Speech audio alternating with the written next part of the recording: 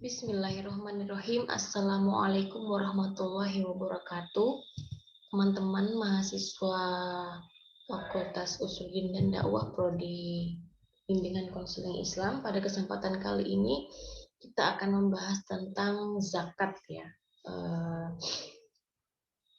Mulai dari awal dulu ya, tentang ketentuannya, kemudian syarat dan juga hikmah. Nanti terkait dengan macam-macam zakat, nanti kita akan bahas itu di pertemuan yang akan datang. Jadi ini hanya tentang ketentuan, syarat, dan juga hikmahnya saja dulu yang akan kita bahas. Oke.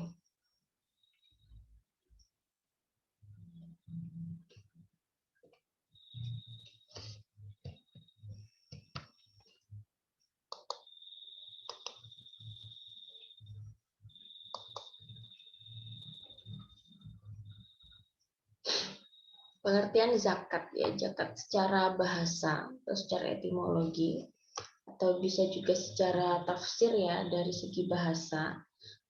Zakat itu berarti penyuci atau pensuci, jadi tatahir, dan juga pembersih, nadofah ya. Jadi artinya secara bahasa itu adalah penyuci dan pembersih. Menurut Tobari, disebut zakat karena ada unsur keberkahan yang jelas nampak pada harta. Jadi sesaat setelah seseorang wajib zakat menunaikan kewajibannya. Jadi ada unsur keberkahan ketika menunaikan zakat itu. Dalam tafsir Ibnu Katsir dikatakan bahwa ayat 18 surat Al-Lail yang berbunyi alladzi yu'tima lahu yatazakka. Di surat Al-Lail ayat 18 itu ada ayat yang berbunyi alladzi yu'tima lahu yatazakka, yang artinya orang yang menyalurkan hartanya dalam rangka taat kepada Rabb-Nya agar Allah berkenan membersihkan diri dan harta yang dimilikinya serta segala yang telah dianugerahkan oleh Allah kepadanya dari sisi agama dan dunia. Jadi zakat di sini adalah menyalurkan harta dalam rangka taat kepada Allah sehingga Allah itu berkenan membersihkan diri dan juga harta yang dimilikinya.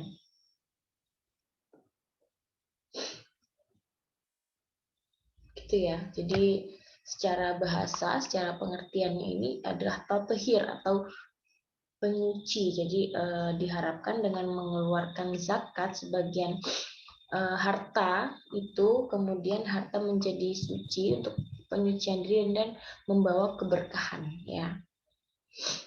Oke. Kemudian pengertian zakat secara istilahan ini ada saya ambil dari beberapa menurut Imam Mazhab ya. Ada ulama Malikiyah, kemudian ada ulama Hanafiyah, ulama Syafi'iyah, dan ulama Hanabilah. Ini ada beberapa definisi yang dirumuskan oleh Imam Mazhab ini. Yang pertama, ulama Malikiyah mendefinisikan zakat secara istilahan itu adalah keharusan mengeluarkan bagian tertentu dari suatu harta ketika telah mencapai nisab kepada penerima zakat dengan catatan harta tersebut merupakan milik sempurna dan mencapai haul kecuali harta tambang dan tanaman. Jadi ini lengkap sekali ya, ulama Malikiyah ini mendefinisikan zakat dengan definisi yang sangat lengkap sekali. Kemudian ulama Hanafiyah mendefinisikan zakat yaitu menyerahkan kepemilikan sebagian harta tertentu dari harta tertentu kepada pihak tertentu yang telah ditentukan oleh pembawa syariat semata-mata karena Allah Ta'ala. Sini ya, jadi kepemilikan sebagian harta tertentu dari harta tertentu kepada pihak tertentu di sini. Menurut ulama Hanafiyah.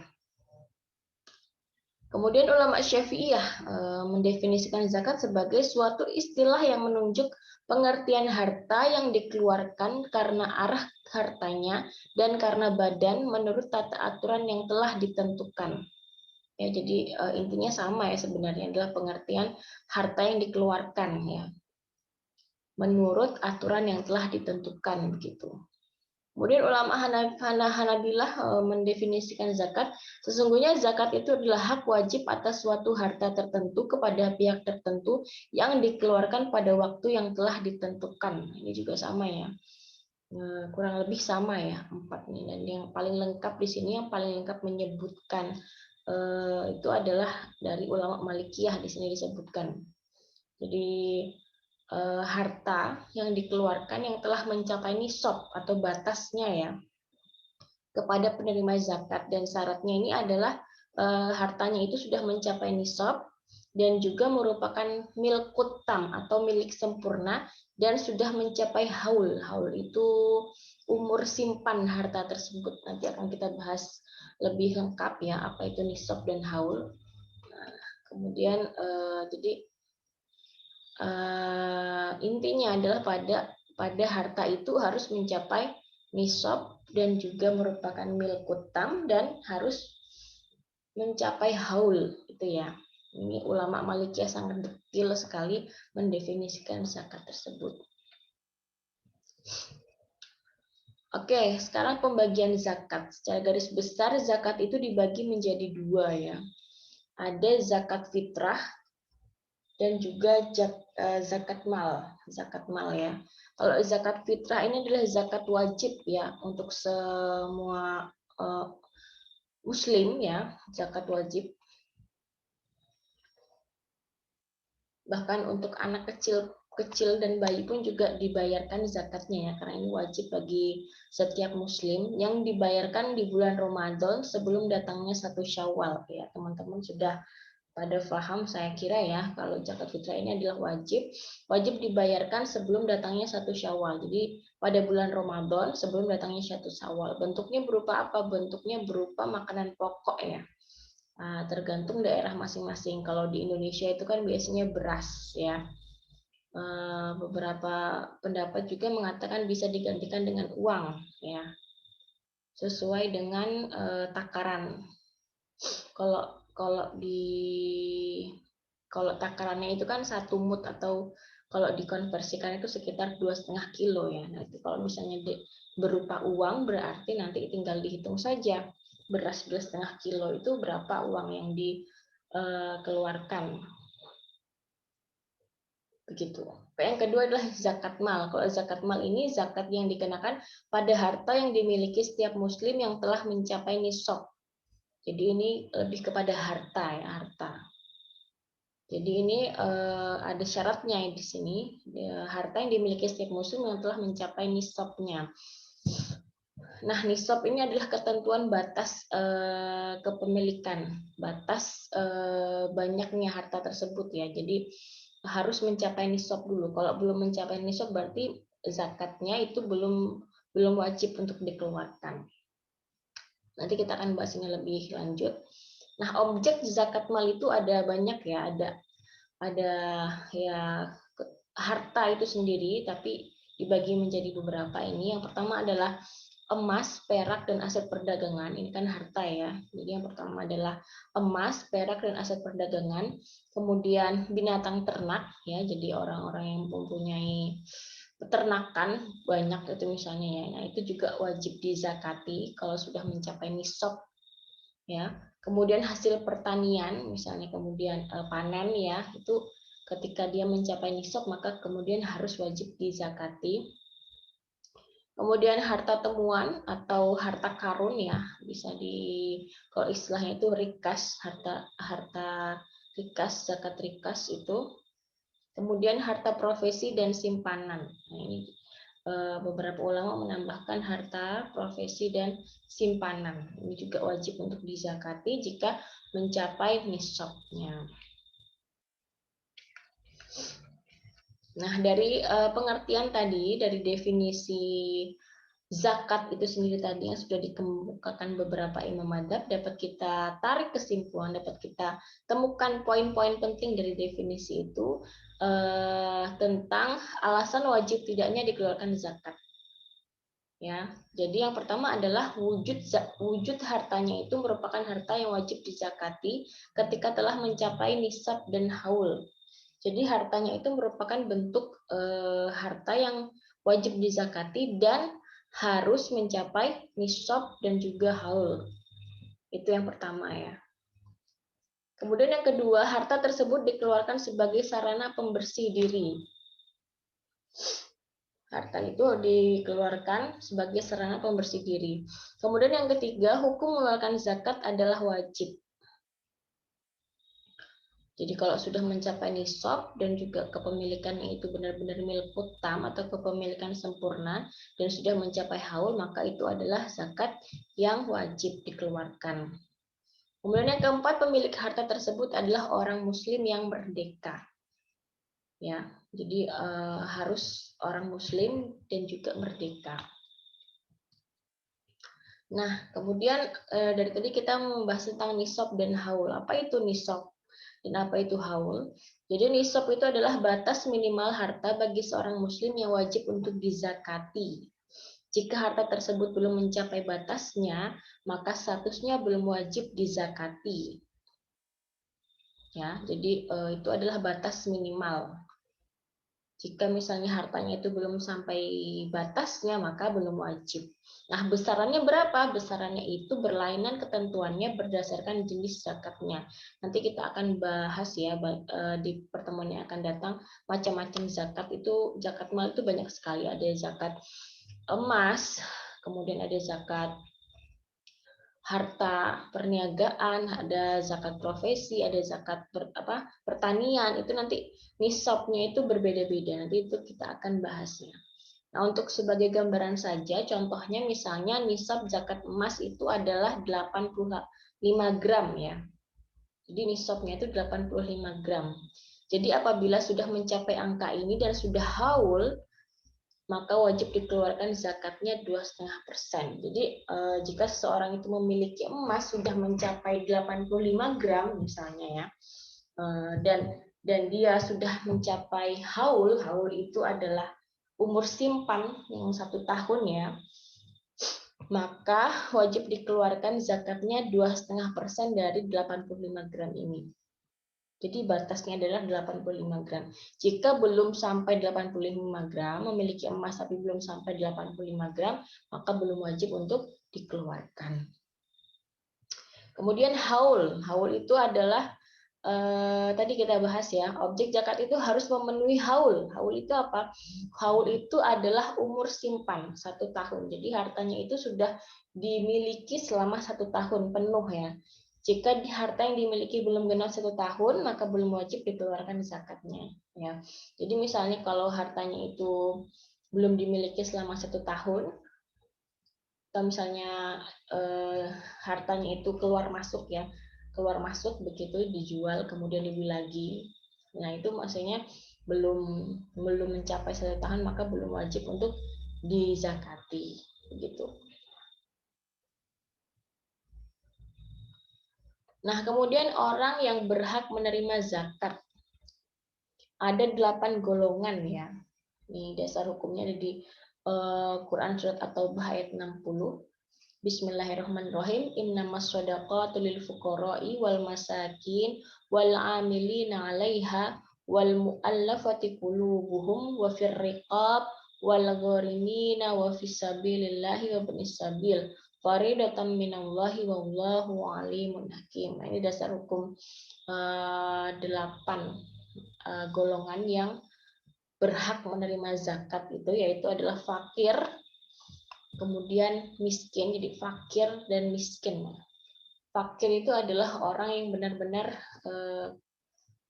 sengsara ya kalau bahasanya itu. Dia untuk menyukupi kebutuhan sehari-hari, kebutuhan pokoknya saja dia kesusahan untuk makan, kemudian untuk sandang, pangan, papan itu dia kesusahan ya. Ini orang fakir yang benar-benar sengsara. Kemudian ada orang miskin. Orang miskin ini lebih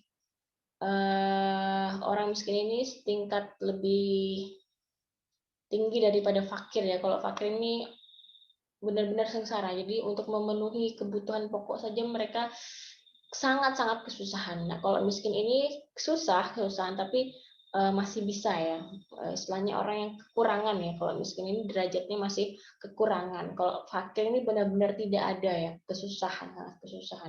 Kalau miskin ini mungkin lebih kesusahan tetapi masih bisa.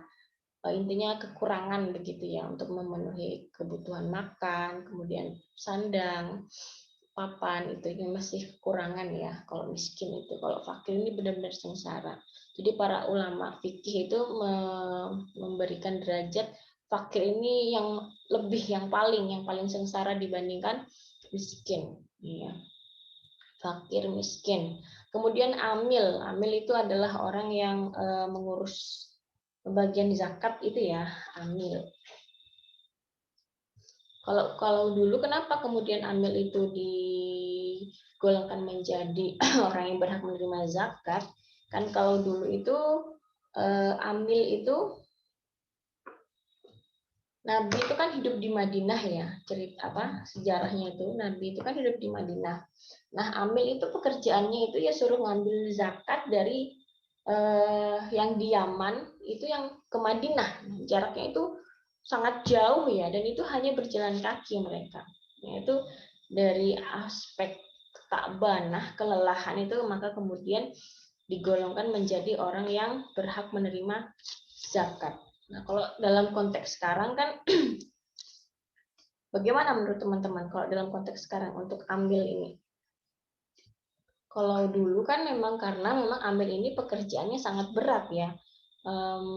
Mereka ini mengambil dan mengurus zakat di berbagai daerah yang jaraknya itu sangat jauh-jauh, dan ini ada dari aspek takbanah atau kelelahannya itu ada, maka kemudian dijadikan orang yang berhak menerima zakat. Tapi kalau misalnya dilihat dalam konteks sekarang, amil itu malah tidak seperti itu ya, malah berkecukupan, bahkan banyak juga yang berpendidikan menjadi amil. Lalu bagaimana? Nah, ini bagus juga untuk dijadikan bahan diskusi ya, teman-teman. Kemudian mu'allaf, yang keempat adalah mu'allaf. Mu'allaf ini orang yang masuk Islam ya. Orang kafir yang kemudian masuk Islam.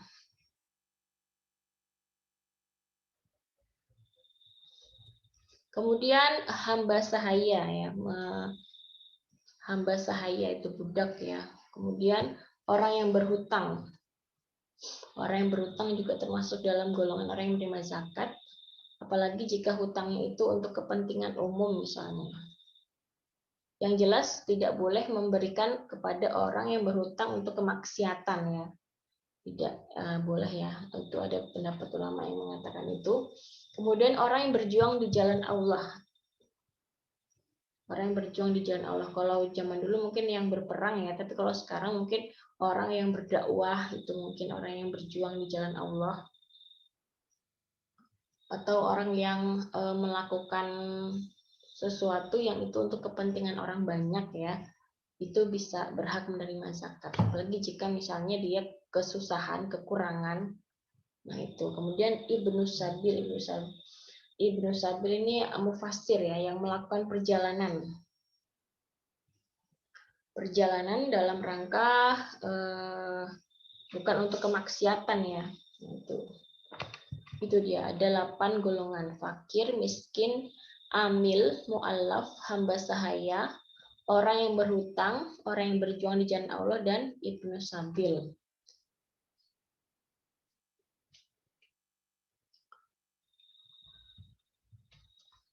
Nah, selanjutnya hikmah zakat. Hikmah zakat ini banyak sekali ya. Di antaranya adalah yang pertama, membersihkan diri dari sifat kikir dan akhlak tercela. Yaitu tadi kembali kepada definisi zakat yang paling awal itu adalah sebagai tathir atau pensucian diri, pensucian harta ya. Jadi tujuannya adalah membersihkan diri dari sifat kikir dan akhlak tercela. Jadi Allah itu mengajarkan supaya kita berbagi ya. Kemudian membersihkan diri dari sifat kikir untuk tidak pelit. Kemudian yang kedua, menolong orang yang lemah dan kesusahan. Kemudian yang ketiga, sebagai ucapan syukur dan terima kasih atas segala nikmat kekayaan yang diberikan Allah. Di mengeluarkan zakat itu juga sebagai ucapan syukur dan terima kasih. Kemudian yang keempat, terjalin kasih sayang dan saling mengasihi antara si miskin dan si kaya. Jadi kehidupan sosial itu lebih harmonis, lebih damai ya, karena adanya perintah berzakat ini. Jadi yang kaya lantas tidak kaya, tidak sombong ya, tapi juga tetap menghargai dan mengasihi si miskin itu. Dan kemudian terjalin kehidupan sosial yang harmonis, yang bertenggang rasa dan bertoleransi begitu dengan adanya pentasyri'an zakat ini. Kemudian yang kelima adalah mencegah kejahatan-kejahatan yang timbul akibat dampak ekonomi. Ya. Jadi zakat ini juga sebagai pencegah ya, pencegahan diri ya. Kalau kita lihat ya banyak sekali kejahatan-kejahatan itu sebagai akibat dari dampak ekonomi, biasanya misalnya pencurian, perampokan, biasanya kan karena si penjahatnya itu tidak mempunyai atau tidak bisa memenuhi kebutuhan hidupnya misalnya, yang kemudian membuat dia melakukan kejahatan itu. Nah, zakat hadir sebagai pencegahan itu. Oke. Baik, saya kira itu ya terkait dengan materi zakat, tentang ketentuannya tadi, syarat-syaratnya, syarat-syarat harta yang dikeluarkan itu sudah kita jelaskan, sudah saya jelaskan. Kemudian untuk macam-macam zakat, nanti ada zakat fitrah, zakat mal yang terdiri dari zakat emas, zakat harta perniagaan, dan lain sebagainya itu akan kita bahas pekan depan. Ya. Oke, semoga bermanfaat. Wassalamualaikum warahmatullahi wabarakatuh.